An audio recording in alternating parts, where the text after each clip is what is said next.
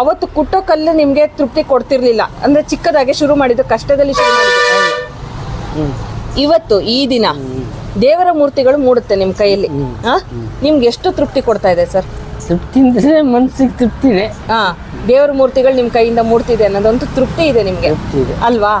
ಕಷ್ಟ ಇದ್ದೇ ಇದೆ ಜೀವನದಲ್ಲಿ, ಆದ್ರೆ ಇಲ್ಲಿ ತನಕ ತಗೊಂಬಂದು ಇಟ್ಟಿರೋದು ನಿಮ್ಗೆ ಕಲ್ಲೇ.